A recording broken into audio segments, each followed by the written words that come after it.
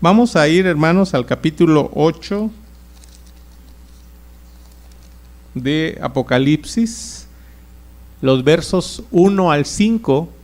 Vamos a analizarlos, a estudiarlos, tratar de avanzar el día de hoy. Voy a dar lectura, si ustedes tienen ya el texto, pueden leerlo ahí en sus lugares también. Es del 1 al 5, capítulo 8, el séptimo sello. Cuando abrió el séptimo sello, se hizo silencio en el cielo como por media hora. Y vi a los 7 ángeles que estaban en pie ante Dios, y se les dieron 7 trompetas. Otro ángel vino entonces y se paró ante el altar con un incensario de oro, y se le dio mucho incienso para añadirlo a las oraciones de todos los santos, sobre el altar de oro que estaba delante del trono.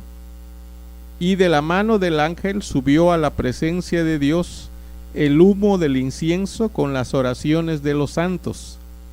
Y el ángel tomó el incensario, lo llenó del fuego del altar, lo arrojó a la tierra, y hubo truenos, voces y relámpagos y un terremoto. Amén. Bien, como todo lo que estamos viendo en el libro de Apocalipsis, hermanos, siempre hemos estado apelando, ¿verdad?, o invitándoles a usar nuestra imaginación. En estos días estamos tomando un curso, y la maestra, ¿verdad?, la facilitadora, decía que en tiempos en que se escribe el Nuevo Testamento, muy pocas personas sabían leer, muy poquitas. Entonces, mucho de lo que, y normalmente si se reunían después de la jornada de trabajo, era en la noche, la luz no era como hoy, ¿verdad?, la luz eléctrica. Entonces era muy difícil poder leer, ¿verdad?, en las reuniones cristianas. Así que la mayoría de lo que se escribía era contado o de memoria, ¿verdad?, contado o representado, incluso ensayado y representado para que la gente captara. Así que creo que es muy importante que nosotros tratemos de incorporar toda nuestra imaginación y todos nuestros sentidos en lo que está diciendo el capítulo 8. La pregunta que siempre les hago es: ¿qué ven? Sí, con los ojos de Juan, ¿qué ven? ¿Qué oyen? ¿Sí? ¿Hay algo que escuchen ahí? ¿Qué huelen? Sería interesante, ¿verdad?, a ejercitar nuestros sentidos. Bien, ¿alguno de ustedes puede contarme, por ejemplo, qué oye, hermano, aquí? ¿Qué se oye? ¿No oyen nada?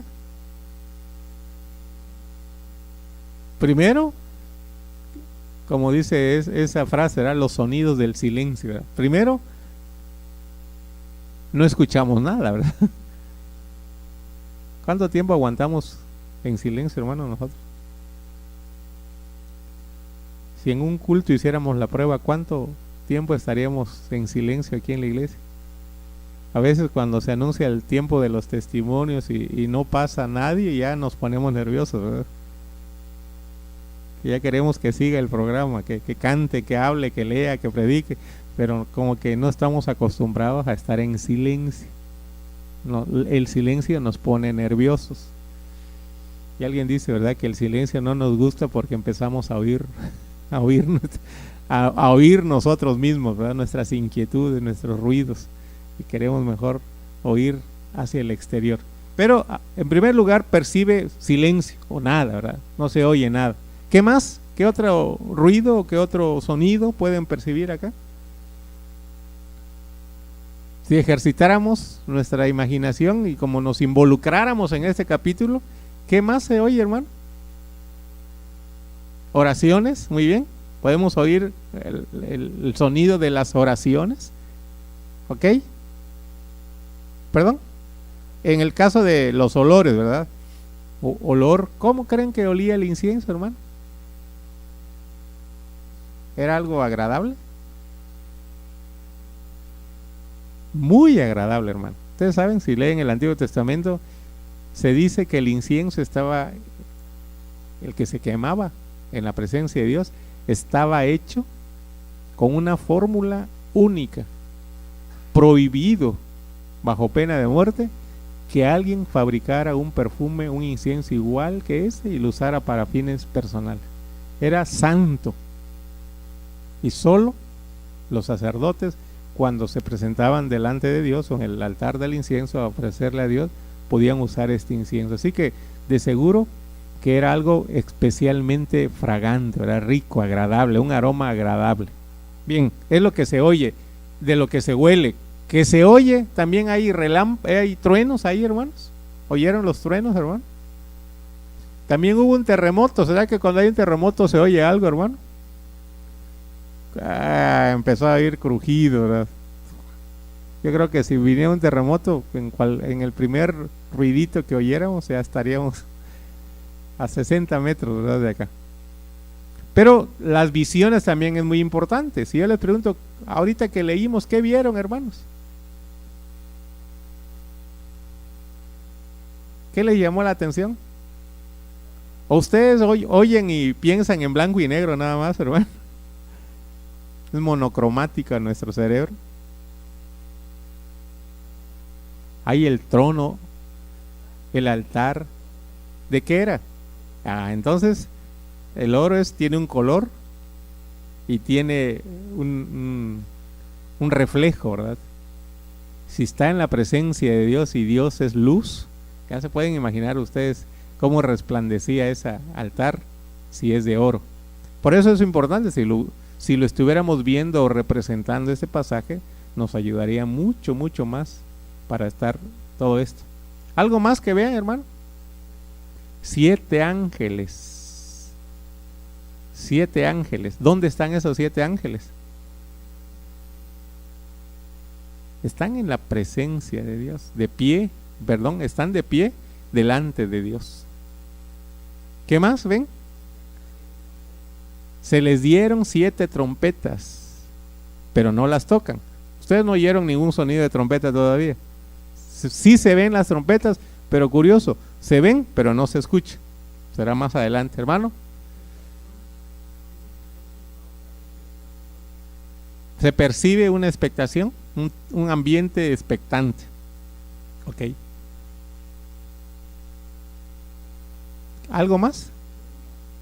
El humo. Muy bien, el humo. Muy bien. Vean ustedes cuántos detalles. Cuando hay humo, ¿en qué sentido se va el humo, hermano? ¿En qué dirección se fue el humo? Dice, de la mano del que ofreció a la presencia. Es una columna de humo. Lo tenemos que ver. 7 ángeles de pie ante la presencia de Dios. ¿Se nos está pasando algo más? Fuego, brasas, objetos, el incensario, el altar. Pero no están viendo a un ángel, hermanos, un octavo ángel. Ven a otro ángel ahí. ¿No lo vieron a qué hora se entró? Se fijaron en los 7 ángeles, pero hay un octavo ángel. Y precisamente es el que actúa. Los que recibieron la trompeta nada más la recibieron y punto. Pero sí, hay un ángel que sí es el que actúa, es el actor principal de este drama, ¿verdad? O de esta representación. Bien, todo esto es muy importante, hermanos, para captar el sentido de este pasaje. Miren cómo Juan está viendo esto. También quiero señalar, hermanos, que aquí esta visión de Juan coincide con la apertura del 7º sello. ¿Cuántos sellos tenía el rollo, el libro, que empieza a aparecer desde el capítulo 4, hermano? 7 sellos. Ya se han roto los primeros 6 sellos. Pero ahora les voy a hacer una pregunta, ya que estamos en preguntas de la Biblia, ¿verdad? ¿Cuándo fue la última vez que se abrió un sello? Es decir, ¿cuándo se abrió el 6º sello? Ubíquenlo en la Biblia, ¿verdad? ¿Dónde se nos dice que se abrió el 6º sello? Gracias, hermano amado. Si leemos, hermanos, este texto, podemos perdernos, porque en el capítulo 6 comenzó a abrirse los sellos. desde el versículo 1, ¿verdad? Y en pocos versículos, relativamente pocos versículos, del 6.1 al 6.12, se habla de que se abrieron ya los 6 sellos. Fueron abriéndose consecutivamente, 1, 2, 3. Y es interesante recordar en qué consisten los 7 sellos, se los dejo de tarea, ¿verdad? ¿Qué sucede cuando se va rompiendo o abriendo cada sello? Pero vino un interludio, así le podemos llamar, hermano. Todo el capítulo 7 viene una especie de pausa que aumenta más este tono dramático. Es una pausa. Todo el capítulo 7 es una pausa. Las 2 multitudes que se ven ahí no corresponden a ningún sello. Los sellos vienen hablando de que se está rompiendo. Falta el último sello que se rompa. Bueno, aquí en el capítulo 8 se rompió el 7º sello. Pero si yo les pregunto en qué consiste el 7º sello, el primer sello, el caballo blanco con su jinete. Segundo sello, el caballo rojo.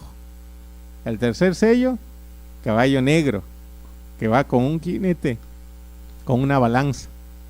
El cuarto sello, el caballo amarillo verdoso o verde amarillento, ¿verdad? Y va seguido el jinete que va sobre él, ¿verdad? La muerte, y le sigue el Hades.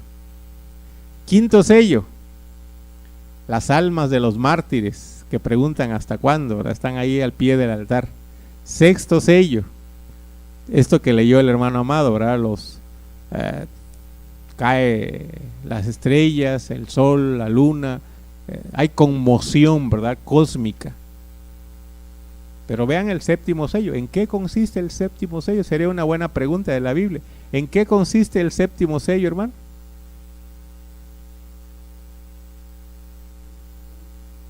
Silencio.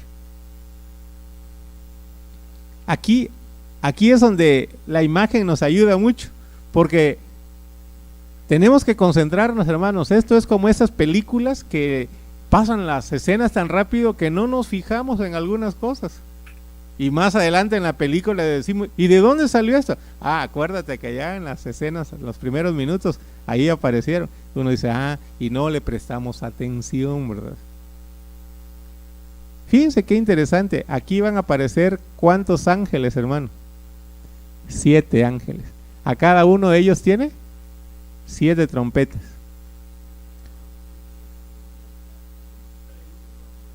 Más bien, el 7º sello, hermano, sí, es una técnica de suspenso. El 7º sello es una técnica de suspenso, pero muy interesante, porque el 7º sello, a su vez, consiste de 7 trompetas. Esto sería lo interesante.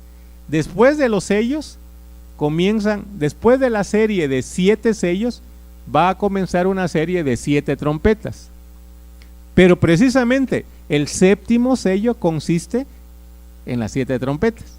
Si quisiéramos verlo en gráfica, está compuesto de 7 trompetas. Parecía, fíjense bien por qué le digo que es una técnica de suspenso. Parece que ya es el fin, es el último sello. Ya queremos que se abra el libro. Pero aquí el autor mete una especie de suspenso, porque el 7º sello consiste en 7 trompetas. Entonces hay que esperarnos a oír el toque de cada una de las trompetas, así como fuimos viendo primer sello, segundo sello, tercer sello. Ahora viene un septenario, así se dice, un septenario de trompetas, toque de la primera trompeta, de la segunda trompeta, de la tercera trompeta. Y este elemento dramático de suspenso todavía se va a hacer más grande, porque cada trompeta tiene un significado, pero cuando llega la 7ª trompeta nos va a meter en un septenario, pero ahora de copas de la ira de Dios. Pensamos que ya era el fin. No, ahora viene ese suspenso, ¿verdad? Todavía no es el fin. Ahora viene una copa, segunda copa, tercera copa, cuarta copa. Claro, cuando lleguemos a la 7ª copa, entonces sí, es el fin del fin, ¿verdad? Entonces es una técnica muy bonita la que está usando Juan para alargar, para meter ese sentido de tensión, de suspenso, muy necesario, muy interesante también. Si le captamos una vez que ya tengamos la visión de todo el libro, fue una técnica muy interesante. Así que el séptimo sello consiste en 7 trompetas. Entonces, el séptimo sello se introduce precisamente con este tiempo de silencio. Cuando se abrió el séptimo sello, se hizo silencio en el cielo como por media hora. Ese dato lo vamos a dejar pendiente. Si alguno pregunta, ¿y por qué no dice por 15 minutos? ¿Por qué no 20? Si yo les diría, hermano, vamos a hacer silencio, ¿cuánto tiempo es bueno para tener silencio? Fíjense que estamos en el contexto de un culto hasta ahorita. Estábamos en fiesta, en adoración, una liturgia grande en el cielo, la multitud multicultural, ¿verdad? Multirracial, estaba adorando a Dios y de repente silencio. Si yo les dijera, vamos a hacer silencio, hermano, ¿qué tiempo les gustaría el silencio? 5 minutos, 10 minutos. Aquí dice que media hora. ¿Es mucho? Hermanos, ¿es mucho estar media hora en silencio? ¿O es poco? Hermano amado.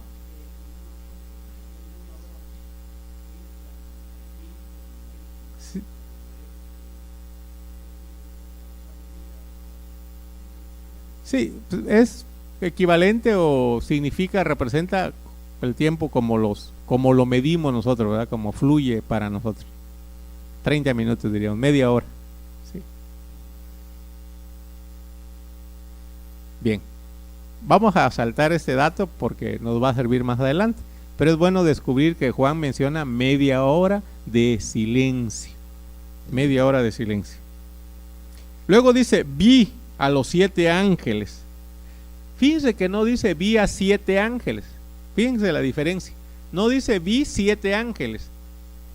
Dice vi a los 7 ángeles. ¿Qué diferencia hay que encuentran ustedes entre vi 7 ángeles y vi a los 7 ángeles? Que es algo muy específico. ¿Quiénes son estos 7 ángeles entonces? Vi a los 7 ángeles. ¿Para ustedes resulta conocido el grupo de los 7 ángeles? Hermano, ¿podría ser? Podríamos encontrar una relación, ¿verdad?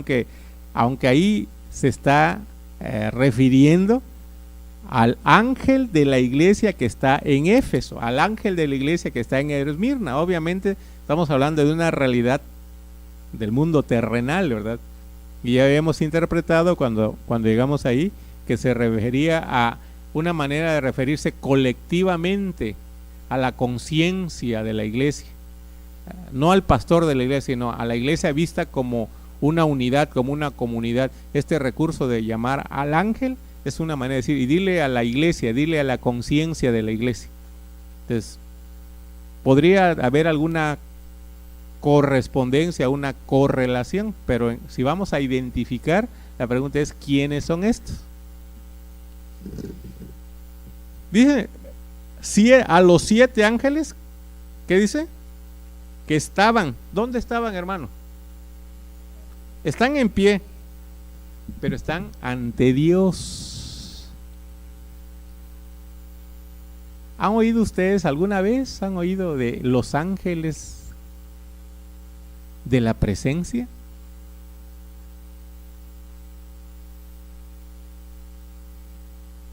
¿Han oído la palabra arcángeles? Esa sí, ¿verdad? ¿Cuántos arcángeles hay, hermano?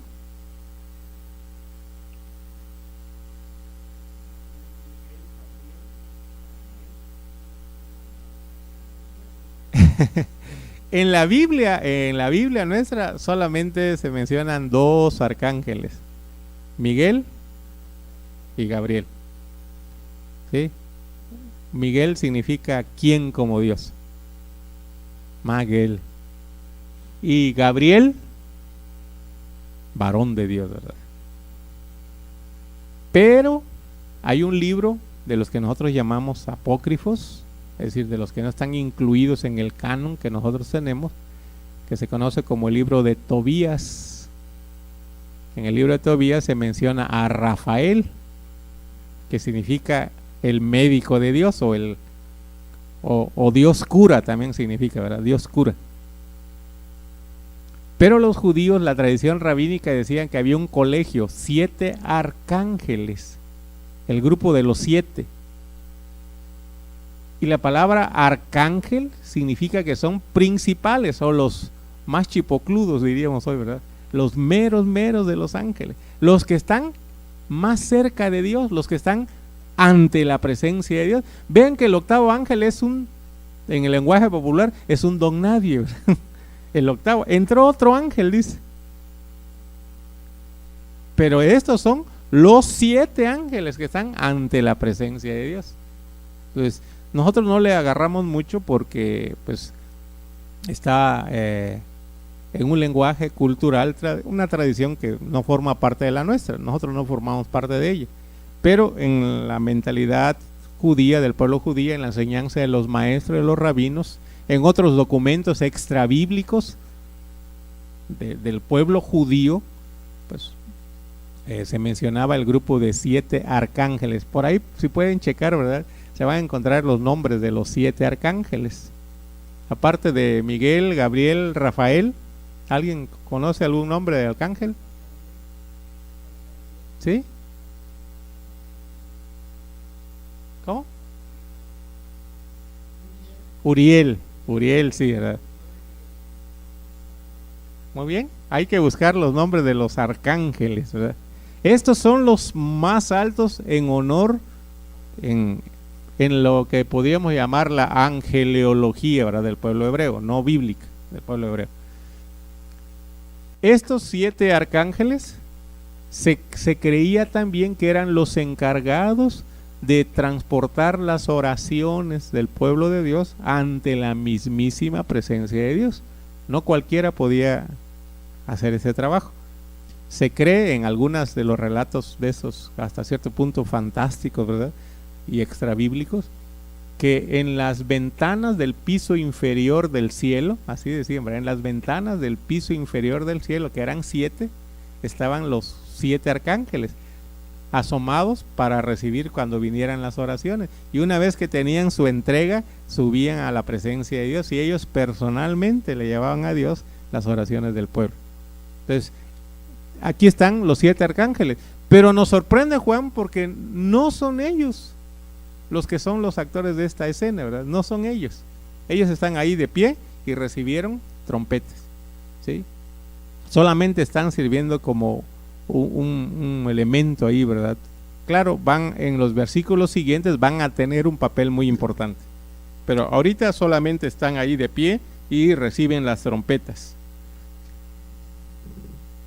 Ahora vamos a entrar en detalles. ¿Qué sabemos de las trompetas, hermanos?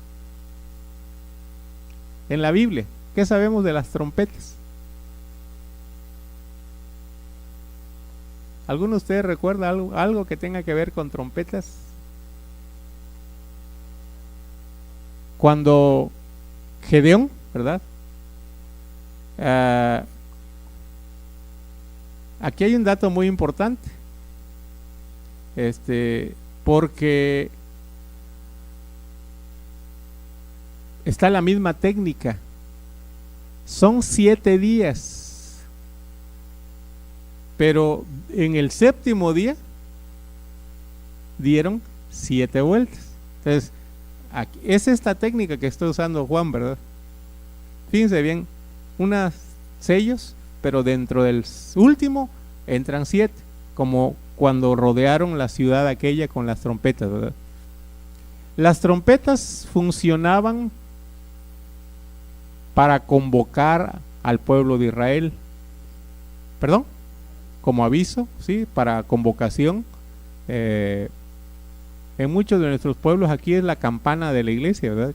Cuando se toca la campana de la iglesia es señal de convocatoria. Hace muchos años fui al llano y no avisé, ¿verdad? O no, nos confundimos con la hora que iba yo a llegar, y el hermano que era líder ahí, ¿verdad?, de la iglesia de los cristianos, Le dije, hermano, ¿cómo le hacemos para avisarles? Me iba yo a esperar hasta que llegara la hora que según ellos tenían su reunión. No, hermano, dice, ahorita les avisamos, me dijo.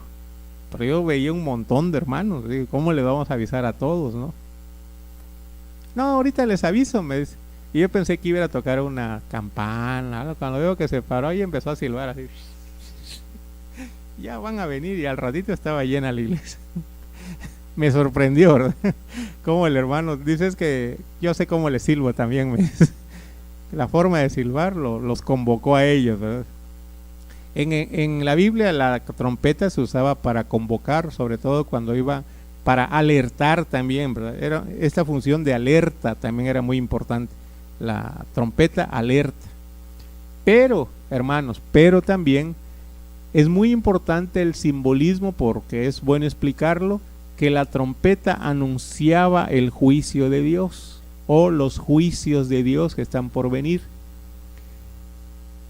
Cada inicio de mes, acuérdense que los judíos tenían un calendario lunar. Un mes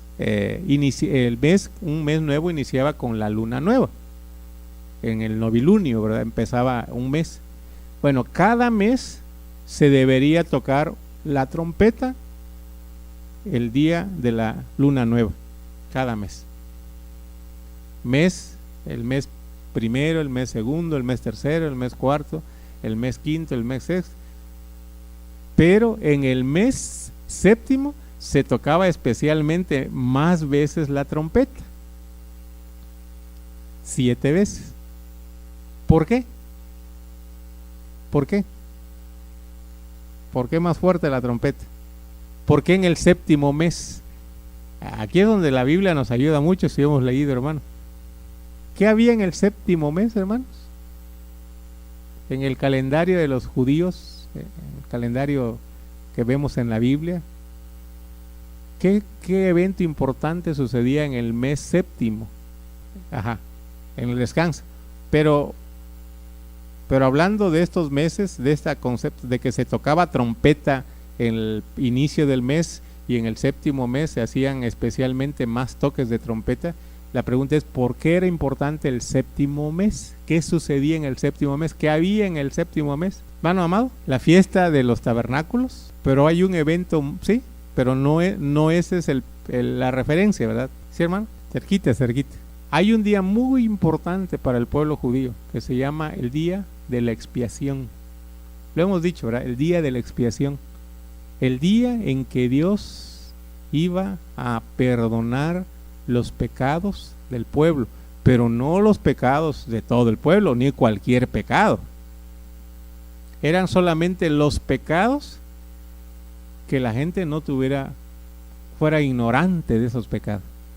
Pecado de ignorancia, o sea, no me di cuenta, no supe si transgredí o no transgredí la ley. El judío era muy cuidadoso de, bueno, si hemos ofendido a Dios por esos pecados inconscientes, ¿verdad? Vamos a pedir perdón. El día de la expiación era el único día en el que el sumo sacerdote podía entrar en el lugar santísimo. Y esa fiesta, que hasta el día de hoy se conoce como el Yom Kippur, día de la expiación, es en el séptimo mes. Entonces, ¿para qué servían los trompetazos desde el primer mes? ¿Por qué se tocaba primer mes, segundo mes, tercer mes? Y en el inicio del séptimo mes se tocaban más veces la trompeta. Exactamente, era una invitación al arrepentimiento, hermanos. Fíjense qué interesante. Era una alerta. Viene el juicio de Dios, viene el día de expiación. La paga del pecado es muerte, dice San Pablo en Romanos, ¿verdad? Esos pecados son los pecados que uno no es consciente, pero de los que uno sí tiene conciencia hay que arrepentirse, hay que pagar ofrenda, hay que ir delante del sacerdote y confesar, yo he fallado en esto y se hace un ritual de purificación. Pero si alguien pecó, tiene conciencia de que ha pecado y no se ha arrepentido, bueno, el juicio de Dios, el castigo de Dios. Pero vean ustedes, desde el inicio del año, desde el primer mes, se estaba tocando la trompeta como una manera de decir, acuérdate, ponte en buenas relaciones con Dios, confiesa tu pecado, arrepiéntete. Y cuando iniciaba el séptimo mes, habían más trompetazos para decir, ya no tardan 10 días más y viene la fiesta de la expiación. Entonces, en esa idea, hermanos, en ese sentido litúrgico de las fiestas del pueblo judío, es como leemos leer este capítulo 8. Las trompetas van a anunciar el juicio de Dios. El juicio de Dios ya está cerca. Pero si nosotros nos imaginamos como que Dios se solaza en castigar al impío, al malvado, y Dios quiere que la gente no se arrepienta para castigarlo, entonces creo que no hemos entendido el lenguaje bíblico, ¿verdad? Dice la Biblia que Dios no quiere la muerte del que muere. Así dice la Biblia, ¿verdad? Dios no quiere la muerte del que muere. Dios quiere que todos, dice, procedan al arrepentimiento. Ahora, en esa perspectiva tenemos que ver las trompetas. Las trompetas van diciendo que el juicio de Dios va creciendo, va creciendo, va creciendo. Pero hay un espacio de misericordia ahí, hermano. ¿Por qué no llega al fin? Por la misericordia de Dios. Porque hay algunas cosas que cuando suceden, probablemente es la oportunidad para que la gente se dé cuenta que necesita arrepentirse. Pero ¿cómo hay gente, como decía el Antiguo Testamento, que eran los judíos, hermano? Duros de nuca, ¿verdad? Que no se dejaban poner el yugo, ¿verdad? Dura cerviz, dice la Biblia. Gente rebelde, contumaz. Dios los quería tener bien y ellos no querían. Entonces, si hay un elemento importante que destacar aquí, hermanos, con las trompetas, es que cada trompeta avanza, pero no es el fin. No debemos perder de vista el elemento misericordia de Dios. Dios extiende su misericordia, prolonga. Bien, vamos a ver entonces aquí un dato importante. Quiero que vayan captando esto para captar todo esto. Otro ángel vino entonces, se paró ante el altar. Fíjense bien, se paró ante el altar. Esto significa, hermanos, que Juan está pensando en una distribución como la que había en el templo de Jerusalén. Estaba el lugar santísimo y había una cortina, una barrera. Nadie podía pasar hacia el interior porque ahí estaba el arca precisamente. Dentro del lugar santísimo estaba el arca, porque el arca, según los judíos, lo entendían como el trono de Dios. El trono de Dios. Era el lugar donde Dios estaba, por eso ahí solo el sumo sacerdote, solo el día de la expiación podía entrar. Pero fuera de este lado de la cortina, lo que estaba más cerca del lugar santísimo, en el lugar santo, lo que estaba más cerca era el altar de las oraciones, el altar del incienso. Entonces, Juan está pensando y está hablando, pero con un detalle, no menciona que haya velo, ¿sí? Está el altar, pero no hay nada, ahí no hay nada que se interfiera entre el altar y Dios. Se paró ante el altar con un incensario de oro, se le dio mucho incienso para añadirlo a las oraciones de todos los santos sobre el altar de oro que estaba delante del trono.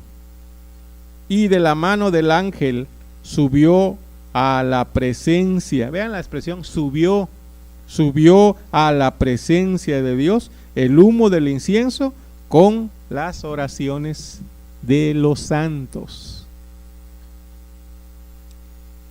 ¿Será que esto se lo imaginó Juan rápidamente? ¿Había comido algún hongo alucinógeno Juan y de repente se le cruzaron todas sus imágenes?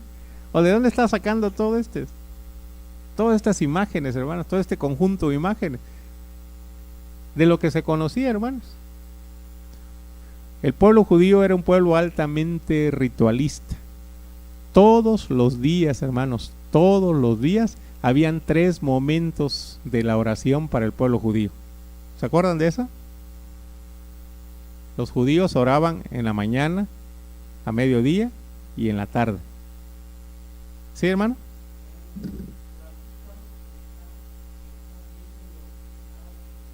¿Sí? Sí. Sí, es una visión. Claro que es una visión. No podemos decir que esté tomando nota, ¿verdad? Juan después lo pone por escrito. Pero una cosa, como hemos explicado cuando hablamos de inspiración, porque él dice estaba en el Espíritu, dice en el primer capítulo. Cuando hablamos de la inspiración del Espíritu, bueno, el Espíritu va a tomar de lo que nosotros conocemos para tener, poder explicar. ¿Sí? Ahora, yo pienso que el Espíritu Santo está trabajando en el mundo de la imaginación de Juan, de lo conocido, para explicar algo muy importante. Vean ustedes esta imagen. En el templo, los sacerdotes sacrificaban todos los días, sacrificaban un cordero, todas las mañanas.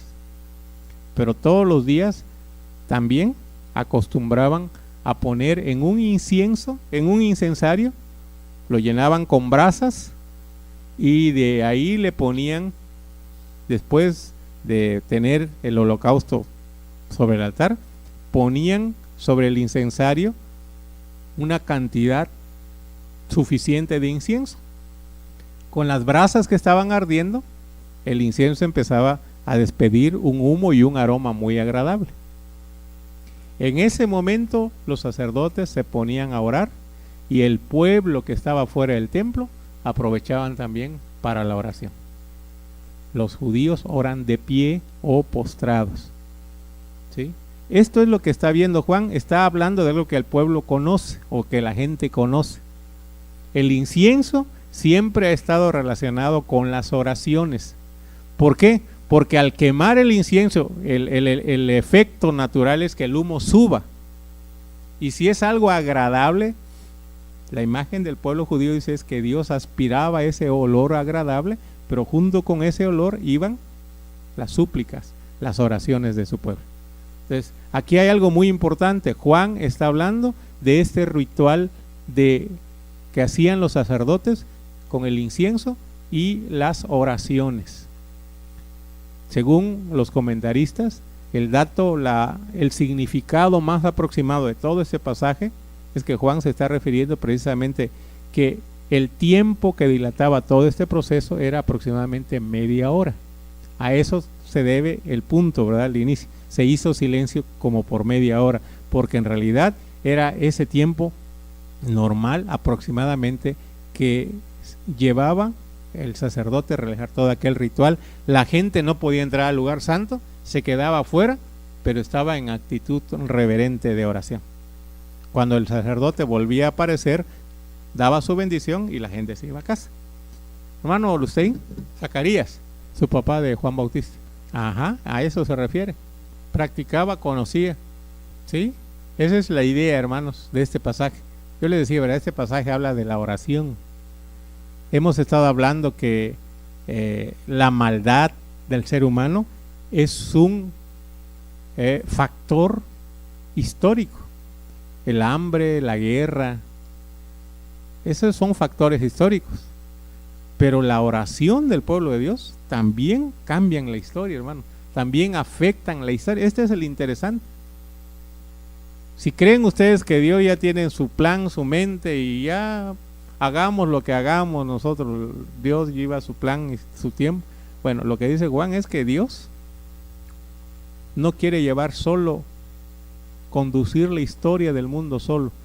También le presta atención a la oración de su pueblo. Es muy bonito esto, hermano. Que el Dios sabio, el soberano, el que tiene toda potestad, quiere escuchar a su pueblo. ¿Sí, hermano? Les voy a compartir algo rápido, ¿verdad? De lo que escuché hoy en el curso, ¿verdad? Lo que hemos escuchado, dice la hermana, la doctora Elsa Tamés, que el mundo está invertido. El mundo está de cabeza. Eso es lo que ve Pablo, ¿verdad? Todo está mal.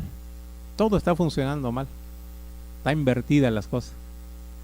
Y precisamente el mensaje, la buena noticia es que Dios va a intervenir para poner el orden nuevamente. Para recrear todo, para regenerar y rehabilitar todo. La pregunta que le decía la hermana, nada más que a veces nosotros no estamos viendo más que con los ojos humanos, dice, vemos lo que está pasando. Y decía la hermana, yo veo enfermedades, yo le dije en broma a la hermana que estaba junto a mí, yo veo maestros en el parque. Le digo, vemos cosas ¿qué va a pasar con todo lo que está, que viene esto y que viene el otro? Es un caos, decimos, está todo de cabeza, en desorden. Pero la invitación es voltear a ver a Dios para decir, Dios es el único que puede poner las cosas en su lugar. Ahora, ¿qué hacemos nosotros cuando vemos que todo está mal, hermano? Agarrar un fusil y decir, pues si otra revolución hay que entrarle. Bueno, creo que este pasaje nos dice algo mejor, ¿verdad? Hay un poder más grande que trabaja junto con el poder de Dios, que es la oración. A mí me gusta este pasaje, hermano. Si hoy pensamos que las alianzas, las marchas pueden cambiar mucho, las protestas pueden cambiar mucho, bueno, algo cambia. Pero si hay algo que cambia realmente las cosas, es el poder de Dios, que decide escuchar a su pueblo como un socio, como un aliado en conducir la historia. Es decir, la oración del pueblo de Dios vale, hermanos. Esto es lo que está diciendo Juan. Vale, Dios escucha la oración. Vean ese detalle. Está una gran fiesta, júbilo, canto, pero Dios dice, así como Dios le agrada la adoración, también quiere oír las oraciones de su pueblo. A Dios le interesa, Él ordena, Él permite que haya un silencio, pero ese silencio es un silencio para que pueda oír y recibir las oraciones de su pueblo. Hermano Jorge. No, tiene razón, ¿verdad? Es eso, ¿verdad? De hecho, Dios puede acabar el mundo mejor. Sí, como lo dijo en día de Noé, ¿verdad? Ya estoy hasta acá y mejor los destruyo y vuelvo a hacer otra nueva creación. Pero en la fidelidad de Dios, Él quiere trabajar con lo que está mal. Esto es lo bonito. Dios no va a castigar solamente el pecado. Dios quiere hacer algo más que solo perdonar pecados. Dios quiere recrear, volver a generar lo que se echó a perder. Y ese es el poder de Dios. Ahora, en este pasaje de Apocalipsis, la oración es muy importante. La oración. Pero vean ustedes cómo concluye. Y el ángel tomó el incensario. Fíjense bien, ¿qué toma el ángel? Por eso no hay que perder los detalles. El ángel tomó el incensario, el mismo que llevaba el incienso para las oraciones de los que puso las oraciones de los santos para que llegaran a la presencia de Dios. Vean, tomó el incensario. ¿Qué hizo? Vamos siguiendo.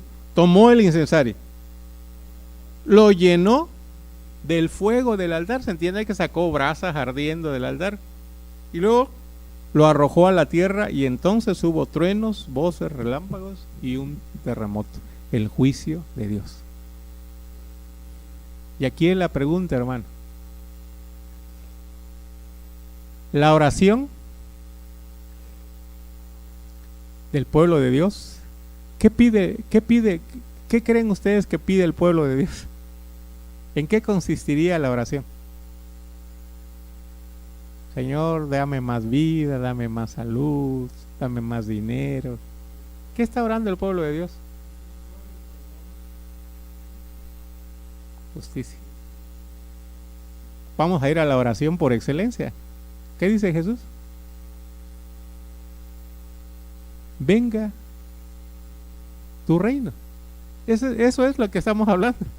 Cuando se establezca el reino de Dios, todas las cosas funcionan. Pero cuando Dios venga en su reino, va a aplastar a sus enemigos. Es la única manera, como hizo cuando venció el caos. Dios venció las fuerzas del caos y vino la creación. Nuevamente ahora todo regresó al caos. Dios tiene que venir a poner orden. Pero en ese poner orden, Dios va a aplastar a sus enemigos. Dice el apóstol Pablo, citando a Salmos 110, si no me equivoco, hasta que ponga a todos sus enemigos por estrado de sus pies. Aplastado, ¿verdad? Es por allá, hasta que ponga a sus enemigos como escabel, como estrado por sus pies, de sus pies. Ahora, vean ustedes aquí dos elementos, hermano.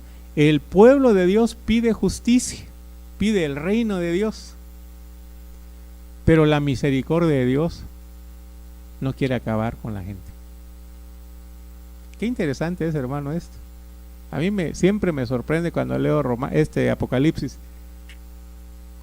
¿Cómo le hace Dios, hermano?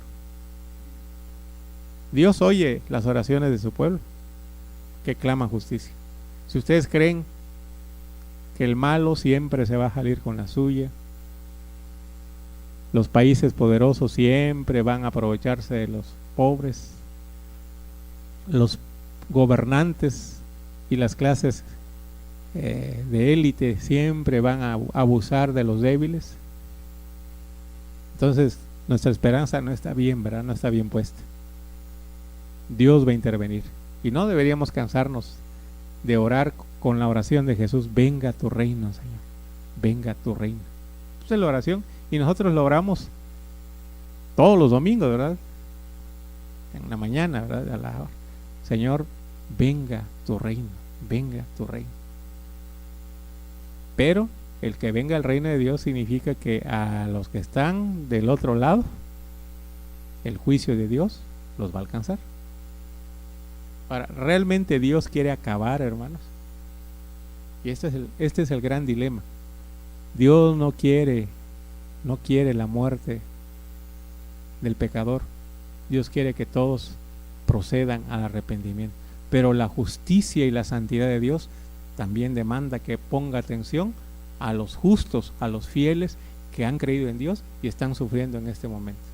Entonces, la oración es un elemento histórico fantástico, dice Juan. Tenemos que aprender a orar con la oración: venga, Señor, tu reino. Hermano Gilberto, y este es un dilema, hermano, que nos pone a nosotros, porque ¿qué pedimos nosotros? Como lo pregunté creo hace unas semanas, ¿qué pedimos? Que Dios ya ponga orden en nuestro mundo, hermano, y eso significa que acabe con el mal. Yo creo que si estamos sufriendo, eso vamos a pedir, ¿verdad? Si ya no aguantamos, si ya vemos que la injusticia está rebasando, ¿verdad? Pero yo le decía, ¿y si tenemos un familiar que está precisamente todavía en esas circunstancias? ¿Qué decimos, Señor? Dale una oportunidad más, Señor. Un día más. Todavía no, Señor. Ese es un gran dilema. Por eso tenemos que aprender a orar, ¿verdad? Juntos. Y decirle a Dios, ¿verdad? Sí, creemos que tú vas a poner orden. Alguien me comentó en estos días, ¿verdad?, que escuchó a una predicadora, a una pastora colombiana, y que les dijo, ¿verdad?, llegó un momento en Colombia que las cosas estaban peor de horribles que en México. Peor, dice. Pero cuando la gente clamaba y la gente se desesperaba, pues la iglesia no hacía nada, no hacía mucho, dice. Hasta que empezaron a entrar la guerrilla y los delincuentes y empezaron a asesinar a los líderes, a los pastores de las iglesias, ¿verdad? Entonces sí se querían unir las iglesias, ahí sí se querían unir las iglesias. Pero dice, curioso, fue un movimiento de mujeres fieles que convocaron días de oración en los estadios de fútbol. Y dice, para sorpresa, la gente llenó los estadios en oración. Y Dios, decía la pastora, tuvo misericordia de Colombia. Y la hermana, la pastora, decía, ustedes no tienen por qué llegar, México no tiene que llegar hasta donde llegó Colombia, dice. ¿Qué esperan para unirse? ¿Qué esperan para clamarle a Dios que ayude a nuestro país? Pero a veces nos preocupa más, ¿verdad? Si no es para mí, si no me está afectando a mí ahorita, si no es mi hijo, si no es mi hija, si no es mi trabajo, ¿Quién sabe, hermano, si sucedan cosas más difíciles? Quisiéramos que se abriera el templo. Mañana, tarde y noche. Y yo no sé, ¿verdad? Pero más de uno que ahora dice, no tengo tiempo. Porque pues, voy a comprar, voy a mi clase, voy a estar con la familia. Cuando vienen los tiempos de turbulencia, quisiéramos, ¿verdad?, no dormir hasta que Dios escuchara. Esta pastora decía, ¿qué esperan? ¿Qué esperan para unirse y clamarle a Dios que tengan misericordia de México? Bien, creo que es una buena reflexión, ¿verdad?, en esta noche, que el pueblo de Dios sí tiene a sus manos un gran poder que Dios le ha dado, que es la oración. Cuando oramos, las cosas pasan, hermano. Cuando oramos, suceden cosas. No porque nosotros tengamos poder, sino porque Dios nos ha dado una herramienta, un recurso de gracia formidable. Bien, oremos, hermanos, y concluyamos nuestro estudio y continuaremos el próximo martes. Gracias, Señor, por tu palabra. Gracias por el ánimo que nos das, por el consuelo de que tú quieres oír a tu pueblo, Señor. Te complace, te agrada, así como te complace la alabanza, la adoración, también, Señor, te complace oír a tu pueblo clamando unidos, para que tú, Señor, actúes y pongas, Señor, en orden este mundo que cada vez